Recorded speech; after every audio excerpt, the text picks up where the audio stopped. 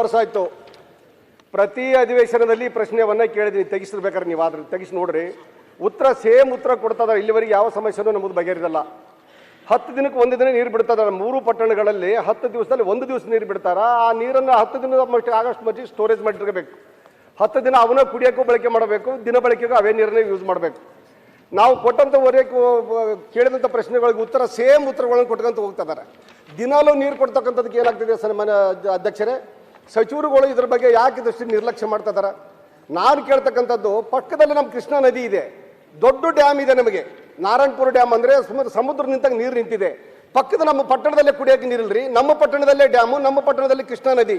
ನಮಗೆ 10 ದಿನಕ್ಕೆ ಒಂದು ದಿನ ನೀರು ಬಿಡ್ತಾರೆ 3 ಪಟ್ಟಣಗಳಿಗೆ. ಅಂದರೆ ಯಾಕೆ ಸರ್ಕಾರ ನಿರ್ಲಕ್ಷ್ಯ ವಹಿಸ್ತದೆ ಹೇಳಿ? ರೈಟಿಂಗ್ದಾಗ ಪತ್ರಗಳ ಮುಖಾಂತರನೂ ಕೇಳಿದ್ದೀನಿ, ಪ್ರತಿ ನಾನು ಅಧಿವೇಶನದಲ್ಲಿ ಪ್ರಶ್ನೆ ಕೇಳಿದ್ದೀನಿ, ಸೇಮ್ ಉತ್ತರ ಕೊಡ್ತಿದಾರೆ. ಆ ಉತ್ತರ ಕೊಡೋಂಥ ಅಧಿಕಾರಿಗಳಿಗಾದರೂ ಸ್ವಲ್ಪ ಏನಾದರೂ ಒಂದು ಮಾನವೀಯತೆ ಇರಬೇಕಲ್ವಾ? ಕುಡಿಯೋ ನೀರಿನ ಸಮಸ್ಯೆ ಡೈಲಿ ದಿನಾಲೂ ನೀರು ಕೊಡ್ತಕ್ಕಂಥ ವ್ಯವಸ್ಥೆ ಇಲ್ಲಿವರೆಗೆ ಮಾಡಬೇಕಲ್ವ ಸರ್ಕಾರ? ಇದಕ್ಕೆ ನಮಗೆ ಯಾಕೆ ಮಾಡ್ತಿಲ್ಲ ಸನ್ಮಾನ್ಯ ಅಧ್ಯಕ್ಷರೇ? ಯಾಕೆ ಇಷ್ಟೊಂದು ನಿರ್ಲಕ್ಷ್ಯ ಮಾಡ್ತಾ ಇದ್ದಾರೆ ಹೇಳಿ? ಕೊಟ್ಟಿದ್ದಾರೆ ಉತ್ತರದಲ್ಲಿ, ಅಮೃತ ಯೋಜನೆ ನಡೆದಿದೆ, JJM ವರ್ಕ್ ನಡೆದಿದೆ ಅಂತ ಕೊಟ್ಟಿದ್ದಾರೆ. ಲಿಂಗಸೂರು ತಾಲೂಕಿನಲ್ಲಿ ಹಟ್ಟಿಯಲ್ಲಿ ಅಮೃತ ಯೋಜನೆ ನಡೆದಿರ್ತಕ್ಕಂಥದ್ದು ಸತ್ಯ. JJM ವರ್ಕು ಹಟ್ಟಿಯಲ್ಲಿ ನಡೀತಿದೆ. ಮುದಗಲಲ್ಲಿ JJM ವರ್ಕು ಇಲ್ಲ, ಅಮೃತ ಯೋಜನೆ ಇಲ್ಲ, ಜಲ್ದಾರೆ ವರ್ಕು ಇಲ್ಲ. ಈ ಪರಿಸ್ಥಿತಿ ಹೆಂಗಾಗಿದೆ ಅಂದರೆ, ಅಮೃತ ಯೋಜನೆ ಇವತ್ತು JJM ವರ್ಕ್ ಮುಗಿಬೇಕಂದ್ರೆ ಸುಮಾರು 2 ವರ್ಷ ಬೇಕಿನ್ನು. ಹಟ್ಟಿಯಲ್ಲಿ ಮತ್ತು ಲಿಂಗಸೂರಲ್ಲಿ 2 ವರ್ಷ ಬೇಕು ಈ ಕಾಮಗಾರಿ ಮುಗಿಬೇಕಂದ್ರೆ. ಅಲ್ಲಿವರೆಗೆ ಏನು ಮಾಡ್ಬೇಕು? ಇಲ್ಲಿ ಕುಡಿಯೋ ನೀರಿನ ಯೋಜನೆ ಇವರು ಪರಿಸ್ಥಿತಿ, ಜನರ ಸಮಸ್ಯೆ ಏನಾಗ್ತಿದೆ? 10 ದಿನಕ್ಕೆ ಒಂದು ದಿನ ನೀರು ಬಿಟ್ಟರೆ ಹೆಂಗೆ ಅದನ್ನ ಮಾಡ್ಬೇಕು ಸಾಧ್ಯ ಹೇಳಿ? ಮುದಗಲಲ್ಲಿ ಅಮೃತ ಯೋಜನೆ ಇಲ್ಲ ಮತ್ತು JJM ಇಲ್ಲ. ಅವ್ರು ಏನು ಮಾಡ್ಬೇಕು ಇವತ್ತು? ಇನ್ನು ಮುಂದೆ ಬ್ಯಾಸಿಗೆ ಬರುತ್ತೆ. ಹೀಗೆ 10 ದಿವಸಕ್ಕೆ 1 ದಿವಸ ನೀರು ಇವತ್ತು ಬಿಡ್ತದಾರ. ಇನ್ನು ಬ್ಯಾಸಿಗೆಯಲ್ಲಿ ಪರಿಸ್ಥಿತಿ ಏನಾಗಬೇಕು ನಮ್ಮದು? ಯಾಕೆ ಸರ್ಕಾರ ನಿರ್ಲಕ್ಷ್ಯ ವಹಿಸ್ತಿದೆ? ಕುಡಿಯ ನೀರಿನ ಬಗ್ಗೆ ಕೊಡ್ತಕ್ಕಂಥದ್ದು ಯಾಕೆ ವಿಚಾರ ಮಾಡ್ತಾ ಇಲ್ಲ ನಮ್ಮ ಸಚಿವರುಗಳು? ಇದನ್ನ ಪ್ರತಿ ಸಲ ಸುಮಾರು ಪ್ರತಿ ಅಧಿವೇಶನದಲ್ಲಿ ಕೇಳಿದ ಅಧ್ಯಕ್ಷರೇ, ಇದಕ್ಕೆ ಸರಿಯಾಗಿ ಇವತ್ತು ಮಾಹಿತಿ ಕೊಟ್ಟು ದಿನಾಲು ಕುಡಿಯ ನೀರಿನ ಯೋಜನೆಗೆ ಏನು ಮಾಡ್ತಾರೆ ಅಂತಕ್ಕಂಥದ್ದು ಒಂದು ಸರಿಯಾಗಿ ಒಂದು ಸಚಿವರು ಇದಕ್ಕೆ ಉತ್ತರ ಕೊಡಬೇಕು ಅಂತಕ್ಕಂಥದ್ದು ನಾನು ತಮ್ಮ ಮುಖಾಂತರ ಸಚಿವರಲ್ಲಿ ನಾನು ಮನವಿಯನ್ನು ಮಾಡ್ಕೊತೀನಿ. ಉತ್ತರ ಮಾನ್ಯ ಸಭಾಧ್ಯಕ್ಷರೇ, ಲಿಂಗಸಗೂರು ಕ್ಷೇತ್ರದಲ್ಲಿ 3 ಟೌನ್ಸ್ ಇದ್ದಾವೆ ಸಭಾಧ್ಯಕ್ಷರೇ. ಲಿಂಗಸಗೂರು ಟೌನ್, ಹಟ್ಟಿ ಮತ್ತು ಮುದಗಲ್. ಇದರಲ್ಲಿ ಅವ್ರು ಹೇಳಿರೋದು ಭಾಗಶಃ ಸತ್ಯ ಇದೆ ಸಭಾಧ್ಯಕ್ಷರೇ. ಲಿಂಗಸಗೂರು ಪುರಸಭೆಯಲ್ಲಿ 4/2/2023 ಸಭಾಧ್ಯಕ್ಷರೇ ಅಮೃತ 2 ಯೋಜನೆ ಅಡಿಯಲ್ಲಿ ಸುಮಾರು 94 ಕೋಟಿ ರೂಪಾಯಿಗಳ ವೆಚ್ಚದಲ್ಲಿ ಕುಡಿಯುವ ನೀರಿನ ಯೋಜನೆಯನ್ನು ತಗೊಂಡಿದ್ದೀವಿ ಸಭಾಧ್ಯಕ್ಷರೇ. MN ರಮೇಶ್ ಇಂಜಿನಿಯರ್ಸ್ ಮತ್ತು ಕಾಂಟ್ರಾಕ್ಟರ್ಸ್ ಇವರಿಗೆ ಈ ಕನ್ಸ್ಟ್ರಕ್ಷನ್ ಕೊಟ್ಟಿದ್ದೀವಿ ಸಭಾಧ್ಯಕ್ಷರೇ. 18/5/2024 ಈ ಕಾಮಗಾರಿ ಸ್ಥಳವನ್ನು ಅವರಿಗೆ ಕೊಟ್ಟಿರೋದೇ 24 ಸಭಾಧ್ಯಕ್ಷ, ಕಳೆದ ವರ್ಷ.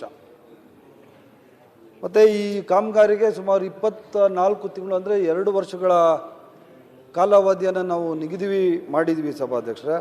ಸಂಪೂರ್ಣವಾಗಿ ಲಿಂಗಸಗೂರು ಪಟ್ಟಣಕ್ಕೆ ನೀರು ಕೊಡಬೇಕು ಅಂದರೆ ಇದು 17/5/2026 ಅಧ್ಯಕ್ಷರೇ. ಸುಮಾರು ಇನ್ನೊಂದು 7 ತಿಂಗಳಿದೆ ಸಭಾಧ್ಯಕ್ಷರೇ.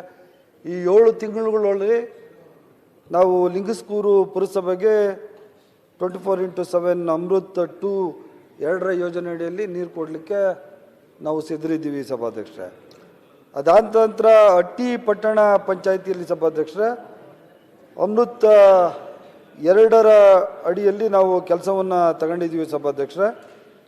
ಈ ಹಟ್ಟಿ ಪಟ್ಟಣಕ್ಕೆ ಈ ಜಲಸಂಗ್ರಹಾರ, ವಿತರಣಾ ಕೊಳವೆ ಮತ್ತು ಕುಡಿಯುವ ನೀರಿನ ಗೃಹ ಸಂಪರ್ಕಗಳು ಯೋಜನೆಯನ್ನು ಸುಮಾರು 33.22 ಕೋಟಿ ರೂಪಾಯಿಗಳ ವೆಚ್ಚದಲ್ಲಿ ಈ ನಳಂದ ಎಂಜಿಕಾನ್ ಪ್ರೈವೇಟ್ ಲಿಮಿಟೆಡ್ ಅಂತ ಕೊಟ್ಟಿದ್ದೀವಿ ಸಭಾಧ್ಯಕ್ಷರೇ. ಇದು ಸಹ ಕಾಮಗಾರಿ ಸ್ಥಳವನ್ನು ಕೊಟ್ಟಿರೋದು ಅವ್ರಿಗೆ ಗೊತ್ತಿರ್ತದೆ ಸಭಾಧ್ಯಕ್ಷರೇ. 17/1/2025 ಈ ಜಾಗವನ್ನು ನಾವು ಅವರಿಗೆ ಸ್ಥಳ ಕೊಟ್ಟಿರೋದು ಸಭಾಧ್ಯಕ್ಷರೇ. ಲೇಟ್ ಆಗಿದೆ ಸಭಾಧ್ಯಕ್ಷರೇ. 2 ವರ್ಷದ ನಂತರ ಈ 2 ಜಾಗಗಳಲ್ಲಿ ನಾವು ಗುತ್ತಿಗೆದಾರರಿಗೆ ನಾವು ಇದನ್ನು ಕೊಟ್ಟಿದ್ದೀವಿ ಸಭಾಧ್ಯಕ್ಷರೇ. ಆದ್ದರಿಂದ ನಮ್ಮ ಶಾಸಕರುಗಳು ಹೇಳಿರೋದು, ಹಟ್ಟಿ ಪಟ್ಟಣಕ್ಕೆ RWS ಇಲಾಖೆ ವತಿಯಿಂದ JJM ಅಲ್ಲಿ ಶುದ್ಧ ಕುಡಿಯುವ ನೀರಿನ ಯೋಜನೆ ಪ್ರಗತಿಯಲ್ಲಿದೆ ಸಭಾಧ್ಯಕ್ಷರೇ.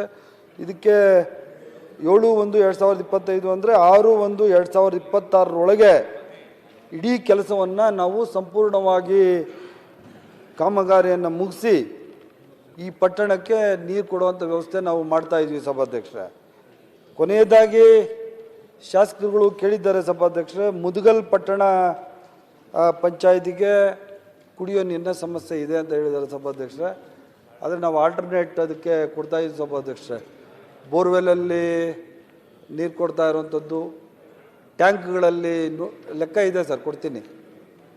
ಬೋರ್ವೆಲಲ್ಲಿ ನೀರು ಕೊಡುವಂಥದ್ದು ಮತ್ತು ಟ್ಯಾಂಕರ್ಗಳಲ್ಲಿ ಕುಡಿಯೋ ನೀರು ಒಗ್ಸುವಂಥ ಕೆಲಸ ನಾವು ಮಾಡ್ತಾ ಇದ್ದೀವಿ ಸಭಾಧ್ಯಕ್ಷ. ಇಲ್ಲಿ ಏನಾಗಿದೆ ಸಭಾಧ್ಯಕ್ಷರೇ, ನಮಗೆ ಲೋನ್ ಬರಬೇಕಾಗಿತ್ತು ಸಭಾಧ್ಯಕ್ಷರೇ.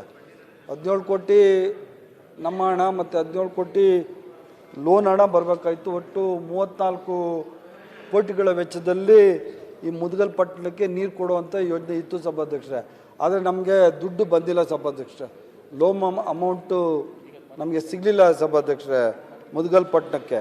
ಆದರೆ ಈಗಾಗಲೇ ಸುಮಾರು ಮುದಗಲ್ ಪಟ್ಟಣಕ್ಕೂ ನೀರು ಕೊಡಬೇಕು ಅಂತಲೂ ನಾವು ಇದು ಮಾಡಿದ್ವಿ ಸಭಾಧ್ಯಕ್ಷ. ಅದು ಯಾರಿಗೋ ಕೊಟ್ಟಿದ್ರು, ಅದು ರದ್ದು ಮಾಡಿದ್ದೀವಿ ಸಭಾಧ್ಯಕ್ಷ. ಅದೆಂಥದ್ದು ಅವನು ಕಾಂಟ್ರಾಕ್ಟ್ರ್ ಈ ಕೋವಿಡ್ ಟೈಮಲ್ಲಿ ಕೊಟ್ಟಿದ್ರಿ ಅಂತ ಹೇಳ್ಬಿಟ್ಟು ಅವನು ಓಡೋದ ಸಭಾಧ್ಯಕ್ಷ. ಇದಕ್ಕೆ ಸುಮಾರು 17 ಕೋಟಿ ನಮ್ಮಲ್ಲಿದ್ದಂತಹ ಅನುದಾನದಲ್ಲಿ ಸುಮಾರು 6,62,00,000 ನಾವು ಮುದಗಲ್ ಪಟ್ಟಣಕ್ಕೆ ಖರ್ಚು ಮಾಡಿದ್ವಿ ಸಭಾಧ್ಯಕ್ಷ. ಇದು ಸುಮಾರು 27% ಅಷ್ಟು ಕೆಲಸ ಆಗಿದೆ ಅಂತ ನನ್ನ ಹತ್ರ ರಿಪೋರ್ಟ್ ಇದೆ ಸಭಾಧ್ಯಕ್ಷ.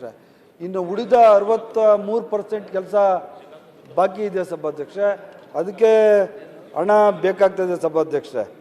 ಈ ಹಣವನ್ನು ಯಾವ ಥರ ಹೊಂದಿಸೋದು ಅಂತ ನೋಡಿ ಸುಮಾರು 35 ಕೋಟಿ ವೆಚ್ಚ ಆಗ್ತದೆ ಸಭಾಧ್ಯಕ್ಷ. 35.45 ಕೋಟಿ ಹಣ ಬೇಕಾಗ್ತದೆ ಸಭಾಧ್ಯಕ್ಷ. 6 ಕೋಟಿ ಅದರಲ್ಲಿ ಖರ್ಚು ಮಾಡಿ ಸಭಾಧ್ಯಕ್ಷ.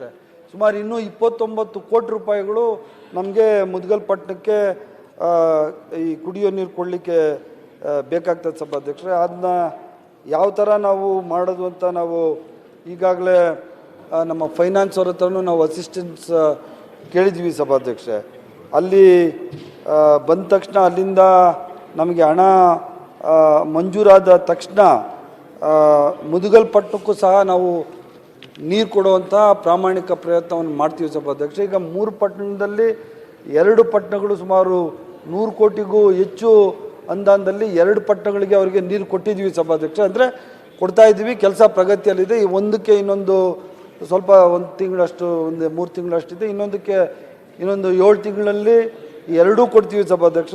ಮತ್ತು ಈ ಸಮಸ್ಯೆ ಇರೋದ್ರಿಂದ ಮುದಗಲ್ ಪಟ್ಟಣಕ್ಕೆ ಇನ್ನೊಂದಷ್ಟು ಎಕ್ಸ್ಟ್ರಾ SFC ಗ್ರಾಂಟಲ್ಲಿ ದುಡ್ಡು ಕೊಟ್ಟು ಅವರಿಗೆ ತಕ್ಷಣಕ್ಕೆ ಬೋರ್ವೆಲ್ ಮುಖಾಂತರ ಮತ್ತು ಟ್ಯಾಂಕರ್ ಮುಖಾಂತರ ನೀರು ಕೊಡುವಂಥ ವ್ಯವಸ್ಥೆ ನಾವು ಮಾಡಲಿಕ್ಕೆ ಪ್ರಯತ್ನ ಪಡ್ತೀವಿ ಸಭಾಧ್ಯಕ್ಷ.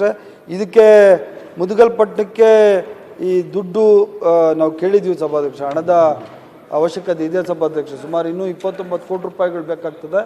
ಫೈನಾನ್ಸ್ ಅವ್ರು ಕೇಳಿದ್ವಿ ಸಭಾಧ್ಯಕ್ಷ. ಫೈನಾನ್ಸ್ ಅವರು ಅದನ್ನು ಕ್ಲಿಯರ್ ಮಾಡಿದ್ದ ತಕ್ಷಣ ನಾವು ಮುದಗಲ್ ಪಟ್ಟಣಕ್ಕೆ ಸಹ ನೀರು ಕೊಡಲಿಕ್ಕೆ ನಾವು ಸಿದ್ಧರಿದ್ದೇವೆ ಅಂತ ಹೇಳ್ತೀವಿ ಸಭಾಧ್ಯಕ್ಷ. ಅಧ್ಯಕ್ಷರೇ,